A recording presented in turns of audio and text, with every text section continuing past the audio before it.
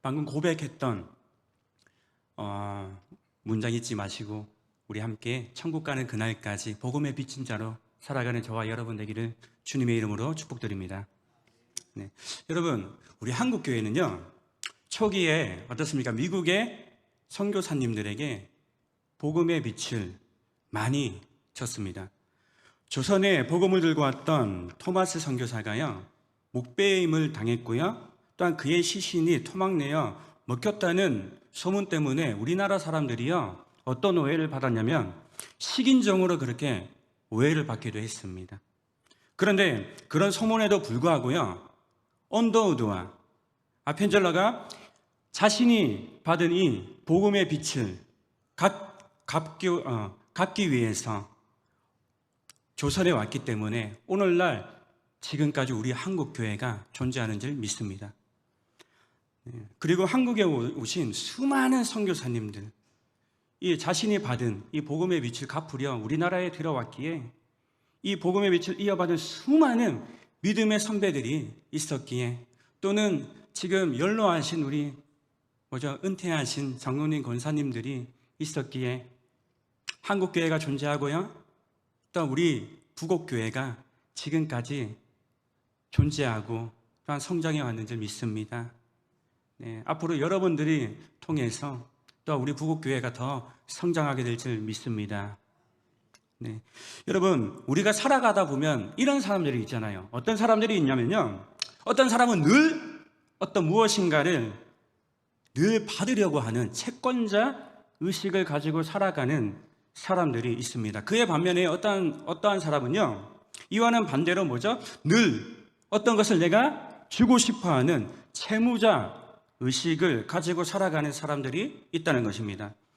후자는요, 어떻습니까? 내가 받은 것이 너무 많아서 어떻게 내가 하나님께 이것을 보상하며 살아갈까 하는 마음을 가지고 살아간다라는 것입니다.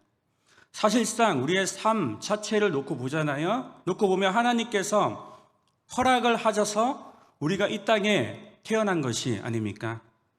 게다가 무엇입니까? 태어나게 하신 것도 감사한데 하나님께서 우리를 선택하셔서 무엇을 얻게 하셨죠? 이 구원까지 얻었다면 우리가 정말 엄청난 것을 하나님께 받은 것이 아닐까요? 이처럼 받은 것을 크게 생각하면서, 그 큰 은혜를 생각하면서 늘 무엇입니까? 늘 빚진 자의 의식을 가지고 예수 믿는 그리스도인들은 겸손하게 무엇입니까? 나누며 살아가야 한다는 것입니다. 그래서 저번에 우리 담임 목사님께서 사도행전 말씀을 하셨죠. 초대교회 사람들이 그래서 나누며 살아갔습니다. 여러분, 로마서의 중심 주제가 무엇일까요? 바로 하나님의 복음입니다. 예수 그리스도를 무엇입니까? 믿음으로 말미암아서 제 사함을 받고 구원함을 얻어서 바로 하나님의 자녀가 된다고 하는 그 복된 소식, 이 복음을 위해서 사도 바울은요, 이 로마서를 기록하였다라는 것입니다. 사도 바울은 원래 여러분들 알다시피 어떤 사람이었죠? 예수 그리스도를 핍박하는 사람이었습니다. 예수 믿는 사람들, 그리스도인들을요, 잡아서 죽이려고 했던 그런 자였습니다. 바울 자신의 표현대로 말을 하자면요, 디모데전서 1장 13절, 15절을 보면 자신을 향해서 어떤 표현을 하냐면요, 나는 비방자요, 또한 박해자요, 폭행자였고, 그리고 내가 죄인 중에 괴수였다라고 그렇게 고백을 하고 있습니다. 그런데도 하나님께서는요, 그의 모든 악행과 불순종을 하나님께서 너그럽게 호응해 주시고 용서하여 주셔서, 그리고 오히려 그를요, 주님의 제자로 이렇게 삼아 주셨다라는 것입니다. 그래서 다메섹 도상에서 부활하신 그가 예수 그리스도를 만나고 용서를 받고 자기가 얼마나 놀라운 하나님의 그 사랑에, 그 은혜에 빚진 자인가를 깨달은 이 사도 바울이 그때부터 어떻게 살아가게 되죠? 예수 그리스도의 그 은혜에 빚진 자로 그는 한평생을 그렇게 달려가게 되어졌습니다. 그래서 그는 하나님의 사랑과 그 은혜에 빚진 자 된 그 심령 마음으로 주님 앞에 가는 그 순간, 천국 가는 그날까지요, 이 복음을 나누려고 달려갔던 사람이라는 것입니다. 여러분, 우리가 사람을 알아보려면 어떻게 해야 될까요? 그 사람이 뭐죠? 무슨 생각을 하고 있는가를 알아봐야 합니다. 그 사람이 가진 어떠한 옷이나 입는 옷이나요, 또한 집이나 지위나 명예를 가지고는 우리가 그 사람에 대해서 정확히 알아갈 수가 없습니다. 어떻게 알아야 되죠? 사람을 정확하게 우리가 알아가고 이해하는 방법은요, 그 사람의 생각과 그 사람의 가치관, 그 사람의 사상을 알아야 그 사람에 대해서 우리가 알아갈 수 있다라는 것입니다. 이런 의미에서 볼 때 사도 바울은 어떤 사람이었습니까? 사도 바울은요, 예수 그리스도만 생각하고요, 예수 그리스도만 오직 자신의 마음에만 둔 그런 사람임에 틀림이 없었다라는 것을 우리가 알 수가 있습니다. 사도 바울은 뭐죠? 자나깨나 예수님 생각뿐이었다라는 것입니다. 감옥에 있으나 또한 그가 밖에 자유롭게 있으나 그의 관심은 무엇입니까? 오직 예수님 한 분뿐이었다라는 것입니다. 그가 좋은 환경에 있을 때도요, 나쁜 환경에 있을 때도요, 그가 높은 위치나 또한 낮은 위치나 어떠한 환경 속에서도 그의 관심은 무엇입니까? 오직 딱 하나, 예수 그리스도 한 분밖에 없었다라는 것입니다.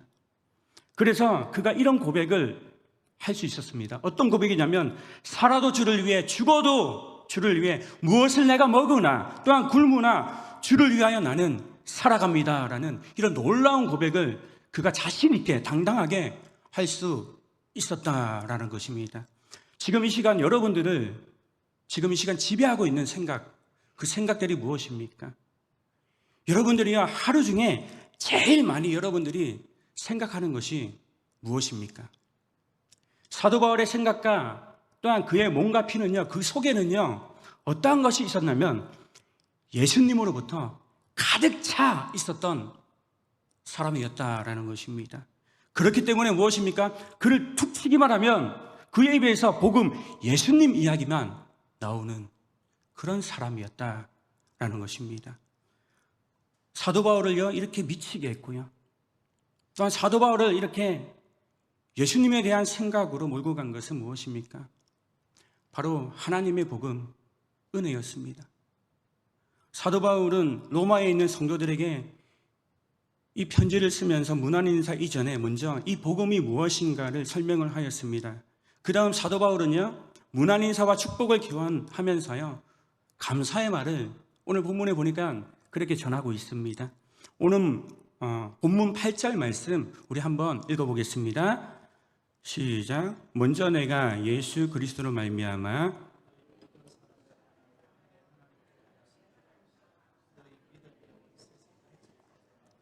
아멘.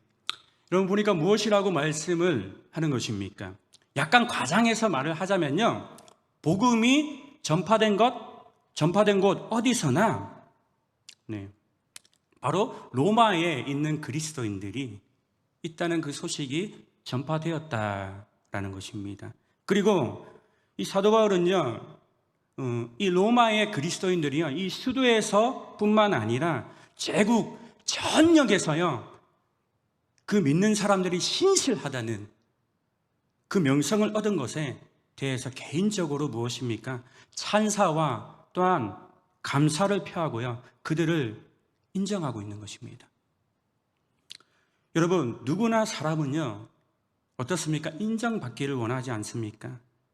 그런데요, 대부분의 사람들은요, 인정해주는 말을 잘 하지도 못하고 잘 듣지도 않습니다. 남을 잘 인정해 주려고 하지를 않습니다. 직장에서는 드물게, 또 우리가 가정에 가면 어떻습니까? 부부끼리 서로 더 드물지 않습니까? 그리고 교회 안에서는 어떻습니까? 더더욱 우리가 이 칭찬의 말이 더 드물지 않습니까? 많이 사용한다고 해서요, 이 말은 어떤 비용이 들지도 않는데 우리가 너무 인색하다라는 거죠. 그 당시 제국의 그 수도 로마에 있는 그리스도인들 어떻습니까? 그 당시 로마는 모든 문명과 모든 것이 고도로 발달되어 있는 그런 나라였습니다.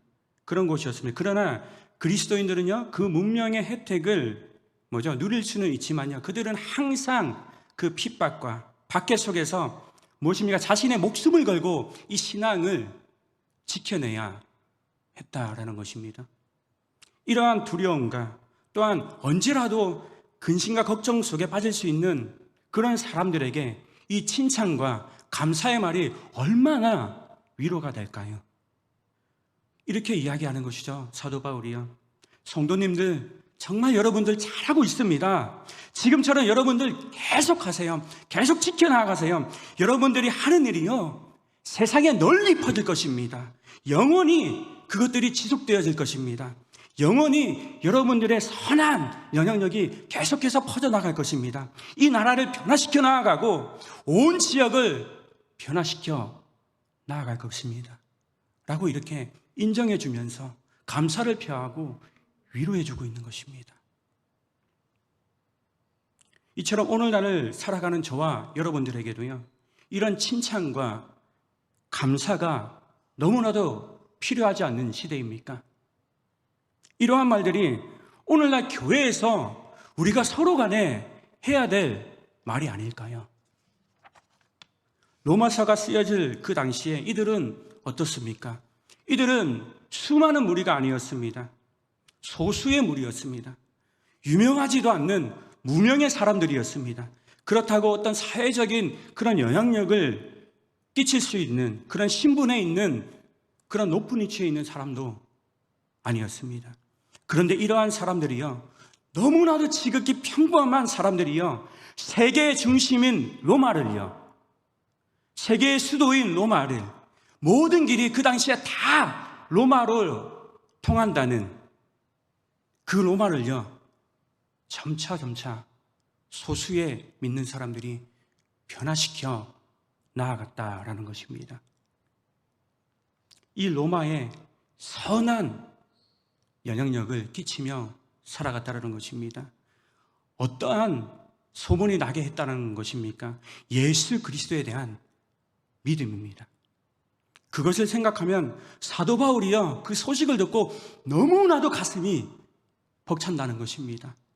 너무나도 그것이 자신은 감동스럽다라는 것입니다. 아직 로마를 가보지는 않았지만 그 소문이 자기 귀에까지 들리게 되어서 너무나도 감사하다라는 것입니다. 로마에 있는 소수의 사람들이 이 로마에 선한 영향력을 끼쳤다는 것입니다. 이것이 복음입니다. 이것이 무엇입니까? 믿음이라는 것입니다. 이것이 무엇입니까? 교회입니다. 그 영향력은요, 로마를요, 한순간에 뒤집어버리기까지 시작을 합니다. 뒤집어버리는 그 불씨가 되어져 버립니다. 그래서 어떻습니까? 그렇게 기독교를 핍박하던 로마가 어떻게 됩니까? 나중에는 무엇입니까? 이 로마가 기독교를 국교로 할 만큼 로마에 큰 복음의 영향력을 준 사람들이요, 세상과는 확연히 구별되어 살아가고 있던 소수의 사람들이었다라는 것입니다. 그러면 어떻게 하여서 이런 소문이 났을까요? 상세한 내용은 없습니다. 그러나 분명한 것은 그 소수의 무리들이요, 세상과는 전혀 다른 삶을 살아갔다라는 것입니다. 그렇지 않았다면 무슨 소문이 날 리가 있겠습니까? 다 똑같은데. 믿는 사람이나 믿지 않는 사람이나 똑같은데요, 어떤 좋은 소문이 날 수 있겠습니까? 세상 사람들이요, 너무 안타깝지만 믿는 우리들을 향해서 하는 말이 무엇입니까? 믿지 않는 나나 믿는 너나 도대체 무엇이 다르냐는 것입니다. 무엇이 틀리냐는 것입니다. 그러면서 교회 가면 뭐가 있는데 보는 겁니다. 우리들의 언어나 삶을 놓고요. 너무나도 안타깝지 않습니까?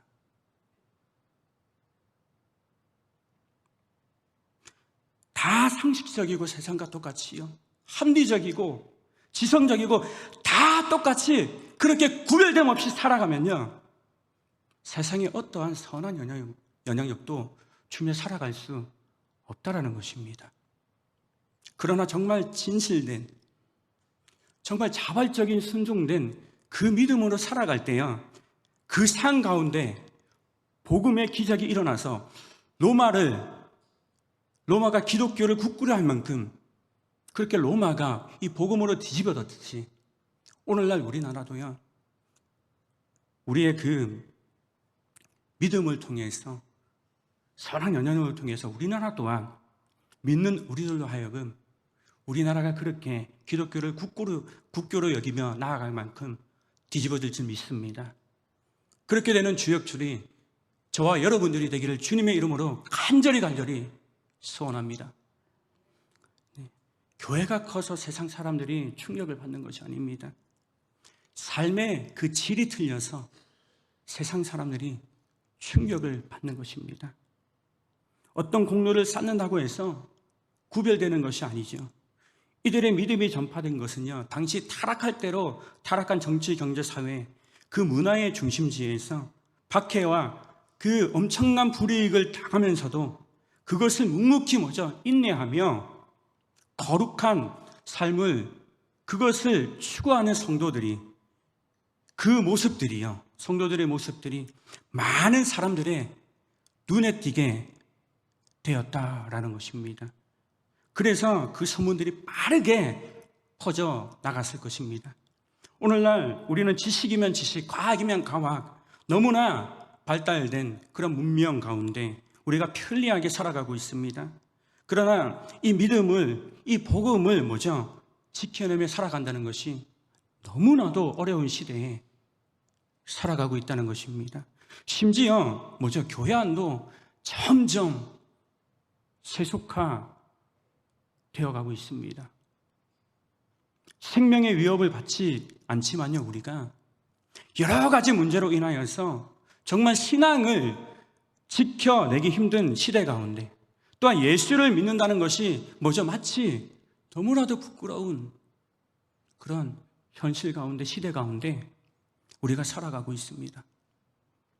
이러한 세상 속에서 한 주 한 주 우리가, 저와 여러분들이 치열하게 살아가고 있다라는 것입니다.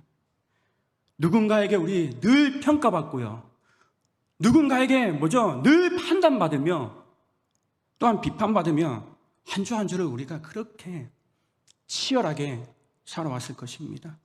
그런 상황 가운데 그리스도인들은 서로 우리가요, 한 주를 어떻게 시작해야 될까요? 우리가 주님을 보기 위해 모였습니다. 말씀을 듣기 위해 모였습니다.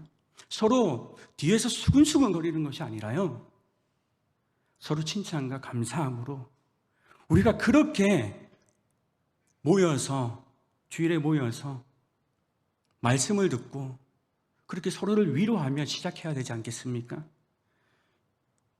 집사님, 한 주 승리할 것입니다. 힘들지만 우리 서로 잘 해낼 수 있을 거예요. 주님 앞에서 서로 힘내며 살아갑시다. 이번 한 주 우리 꼭 승리해서 서로 승리했다고 자랑하며 살아갑시다. 사도 바울의 마음이, 이 마음으로 그 로마에 있는 그리스도인들에게 편지를 쓰지 않았을까요? 또한 우리 또한 서로를 바라볼 때 이런 마음을 품고 서로 예배드리며 나오며 말씀을 먹고 말씀을 서로 나누며 나아가야 되지 않을까요? 본문 우리 9절 10절 말씀 한번 읽어보겠습니다. 시작. 내가 그의 아들의 복음 안에서 내 심령으로 섬기는 하나님이 나의 증인이 되시거니와 항상 내 기도에 쉬지 않고 너희를 말하며 어떻게 하든지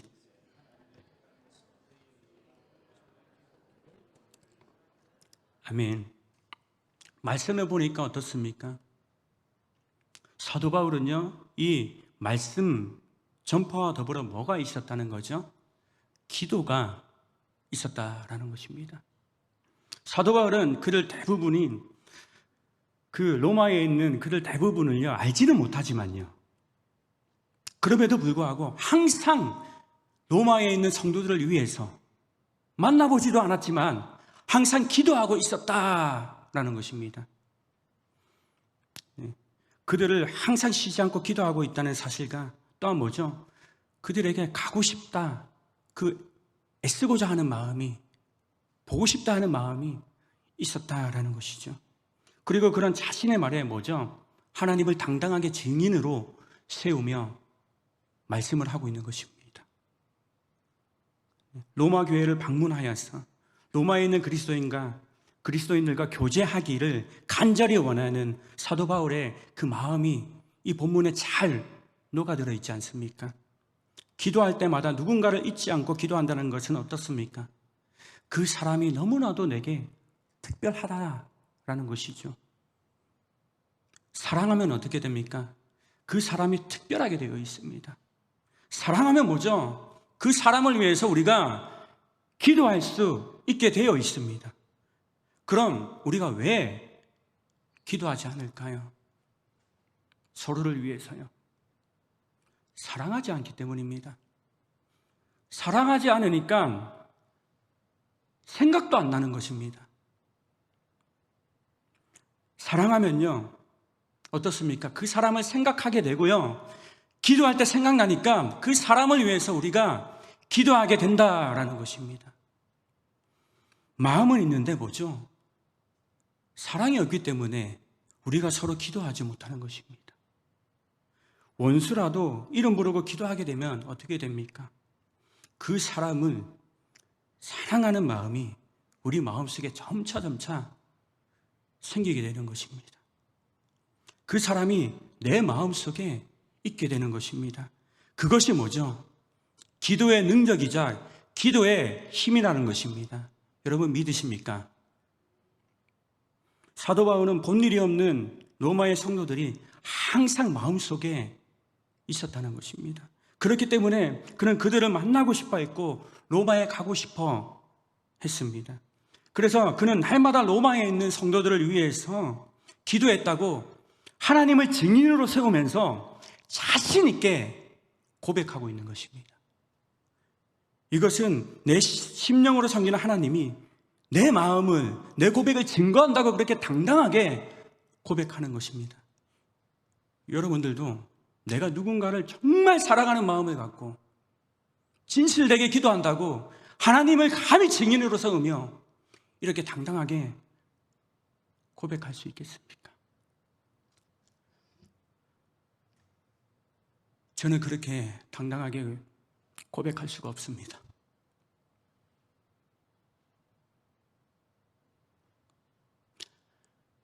그래서 이 말씀을 전할까 말까 생각도 했습니다. 내가 그렇게 하지 못하는데 여러분들한테 하는 설교가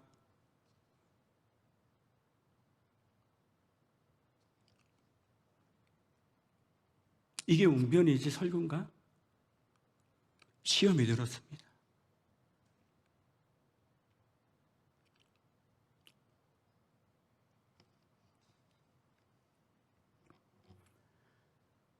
우리 모두 한 마음을 품고 부족한 사람이 보이면 우리 서로 기도했으면 좋겠습니다. 그게 교회입니다. 그게 믿는 사람들입니다. 그래서 그 소수의 무리들이 이 마음을 품고 구별되어 살아가니까 로마가 변화된 것입니다. 어떤 프로그램, 시설이 아닙니다. 이것이 복음의 능력입니다. 이것이 믿음의 능력입니다.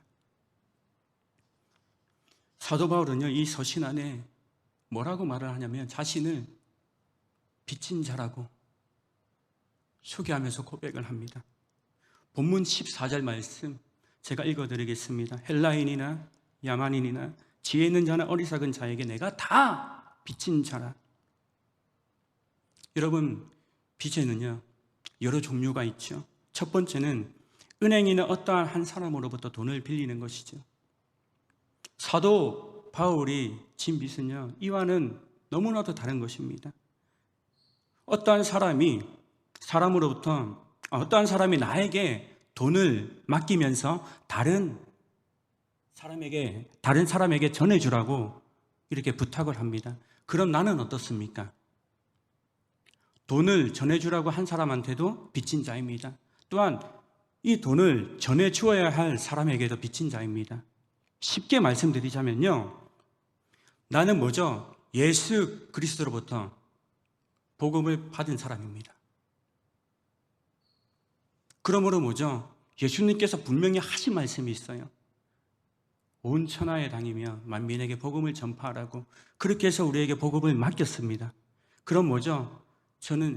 저와 여러분들은 온 세상 사람들에게 빚진 자입니다. 사도 바울은 로마 사람들로부터 자신이 갚아야 할 어떤 것도 단 하나라도 빌린 적이 없습니다.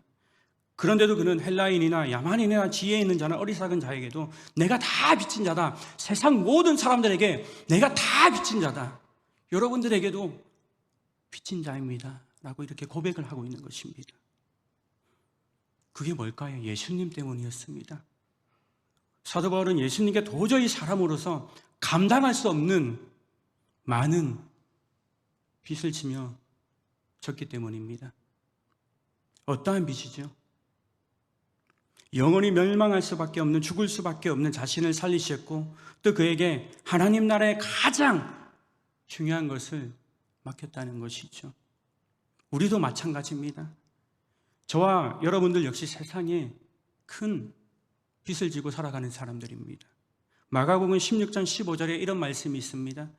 예수 그리스도께서 우리에게 말씀을 하셨습니다. 또 이르시되 너희는 온 천하에 다니며 만민에게 복음을 전파하라.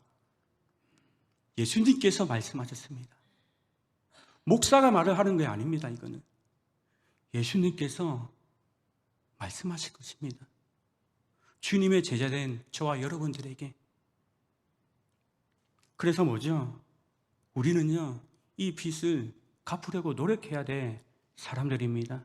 빚이 있는데 갚지 않고 살아간다는 것은 어떻습니까? 너무나도 부끄러운 일이 아닙니까?